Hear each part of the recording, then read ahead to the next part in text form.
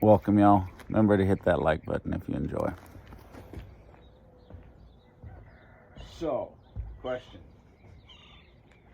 What was your most humbling horse?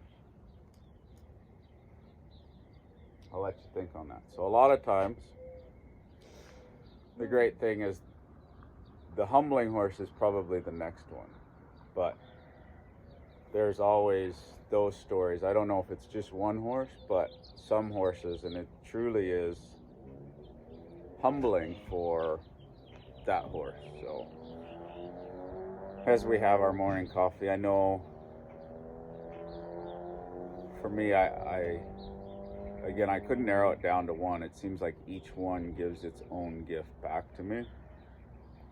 But if I had to pick one, as early in my career, I had this horse that bucked me off and broke my leg, and then I had to work it kind of in a cast, and was just really touchy. And I needed my other horse, who was kind of the first horse I bought after my dad had bought everything, and it wasn't something that I would train and get sold out from under me. So that horse was truly a tough one getting started for, because there was a lot riding on it when I went full time. And I remember I'd just have to ride it in one stirrup, so I'd have to get all the groundwork good and get it good to lead and move from my other horse. So yeah, that's probably my favorite one. Do you have one? I have a few. Share one, then we can share a different story, kind of different horses. Yeah, well, one of them is my mare Annie. In the beginning, she was like, she didn't bug me off many times, but she was kind of like a fish, kind of couldn't get her underneath me, and she was always worried, and that felt so bad because I couldn't help her when she was worried. She had a lot of trouble with noise or covered riding arenas if there was something on top of her. So that's how I actually met you then, because I was looking just for another way, and pretty it was pretty rough for me because I was riding for so long, I thought already, and I couldn't figure out how to help her. And that's one of your personal horses, so I have some personal stories. Would you say it's gone in her? No, it's not totally gone. I still have to work on myself all the time, especially in these situations. But most people probably wouldn't see it now.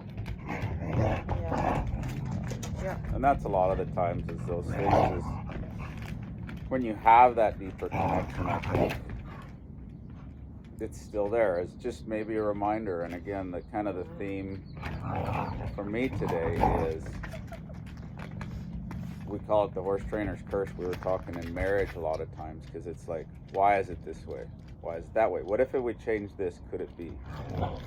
So I think you're always, like I said in the short early this morning, today or for now, you're trying to be a better you. And how does that affect those around it? And how does that affect the horses? And how does that affect the next ripple effect? The things that I learn from this person or that person or help, or this horse or that horse and help, go on to be gifts for others. Would you say that's? Pretty much, yeah. And yeah, then to see them after working all that, seeing for me like those horses get along with the clients or put up with other people's stuff.